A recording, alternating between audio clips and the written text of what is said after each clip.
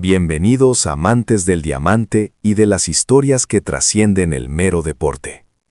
Hoy no hablaremos de estadísticas superficiales ni rumores de vestuario. Hoy vamos a excavar en el epicentro de un quiebre histórico. El momento en que una leyenda, que había hecho del silencio su arma más temida, decidió romper ese juramento y desafiar a todo un imperio. ¿Por qué una sola palabra, pronunciada por el hombre más reverenciado y a la vez más reservado de Japón, pudo paralizar a una nación entera y pulverizar la imagen monolítica de los gigantes del béisbol? La verdad es más profunda y brutal de lo que la prensa superficial quiere admitir. Hay un secreto turbio que solo los iniciados conocen, y el momento que el periodismo deportivo japonés temía, con una mezcla de pavor y culpabilidad, finalmente llegó. No fue un anuncio de emergencia ni un gesto social pomposo. Fue un especial de la NHK, la emisora nacional. La pantalla se abrió a un estudio austero, solo iluminado por una luz dura, y allí estaba él, Ichiro. Su sola presencia ya era un manifiesto. Y paradójicamente, su silencio inicial, antes de que emitiera palabra alguna, fue lo que más sacudió el ambiente mundial. En el instante en que el nombre Ichiro apareció en la esquina de la pantalla, las redes sociales estallaron como una represa reventada. La gente comprendió. Esto no era una entrevista rutinaria. Era el bateador emergente en la novena entrada, el hombre legendario que solo abría la pesada puerta de su misterio cuando la historia lo exigía de verdad. Finalmente, habló. Sus palabras fueron cortas, sorprendentemente tranquilas, pero todos supimos de inmediato que concisión y cortesía no eran sinónimos de amabilidad. Ya no guardaré silencio, soltó. El peso de esa única frase equivalía a 1000 páginas de diatriba. Continuó diciendo que hay momentos en que el silencio se convierte en una ofensa. Esta fue la batalla interna de un hombre que, habiendo negociado con el béisbol durante más de 2 décadas, entendía el poder de la palabra, y la había usado con la cautela de quien manipula mercurio. Sus palabras no fueron un ataque personal dirigido a un individuo específico, sino una advertencia contra algo mucho más fundamental y grave. Lo que dijo significaba una cosa: esto ya no se puede despachar como un simple asunto de béisbol. La dignidad del deporte, el honor de la nación, estaba siendo pisoteado.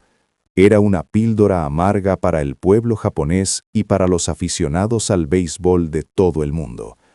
La raíz del problema: una grabación de audio de apenas 54 segundos. Un clip tan profundamente corrosivo, tan cargado de veneno, que no podía ser atribuido a la mera apariencia de un individuo. No era una simple riña, era un ataque deliberado a la cultura misma. Y no fueron las estrellas de los Medias Rojas o de los Marineros los que enfrentaron la estructura de silencio de la gran asociación. Fue el campeón legendario, el hombre que dominó Shiga y que era reverenciado por todos. Incluso mientras los principales medios estadounidenses dudaban en publicar el reportaje, fue el maestro silencioso de ultramar quien dio el primer paso. El aire en el estudio se había congelado, como si hubiera caído en un vacío absoluto, recordó Kazuo Tanaka, veterano analista de deportes, semanas después.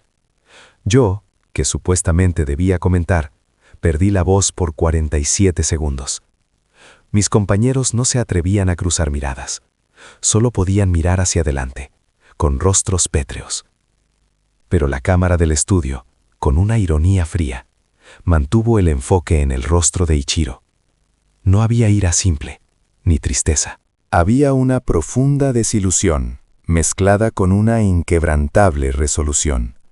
Parecía decir: la longitud de mi silencio es la medida de mi furia. Lo voy a pagar. Y entonces lanzó el golpe devastador. Ota insultó a Shohei, declaró categóricamente.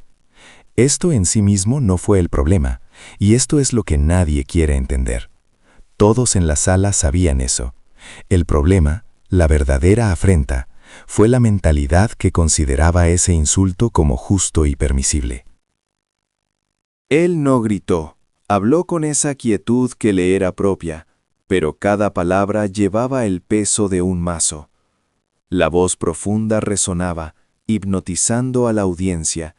Cada frase se sentía como una reliquia sagrada que se dejaba caer en el oído.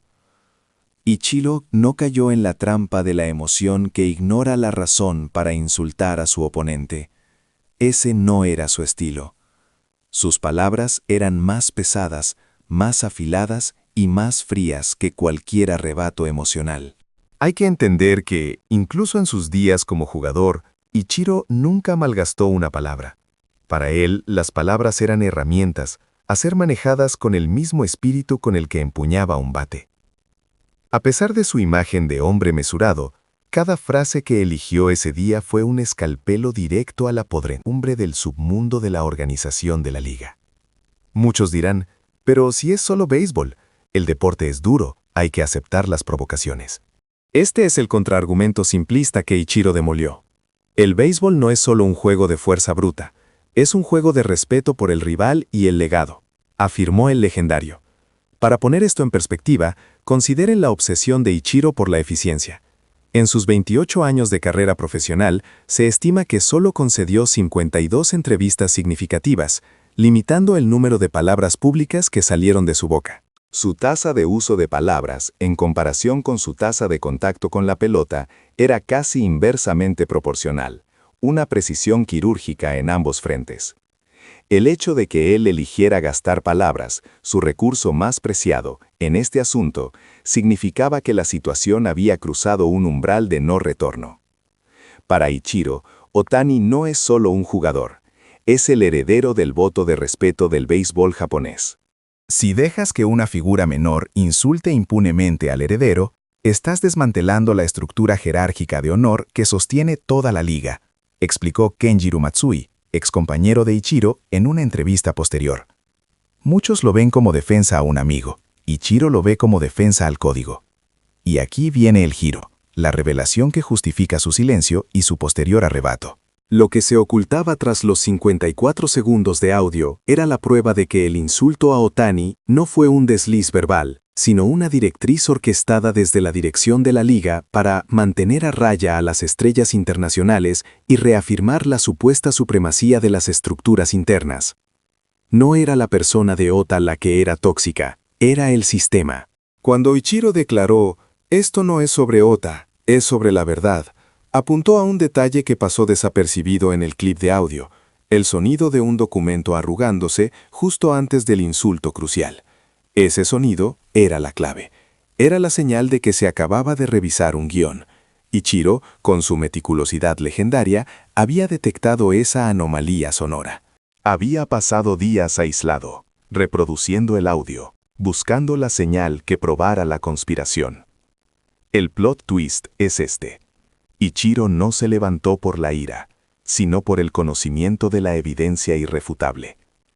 Su rostro, al decir, el silencio se convierte en ofensa, no reflejaba sed de venganza personal, sino la fría satisfacción de haber descubierto la verdad que nadie más había querido escuchar. La declaración de Ichiro no fue el final de la historia, sino el tiro de gracia.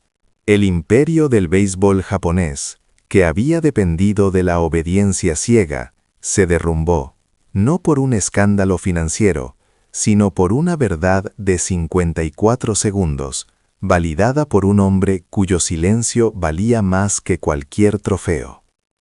Él había roto el código, no para destruir, sino para purificar el santuario que tanto amaba.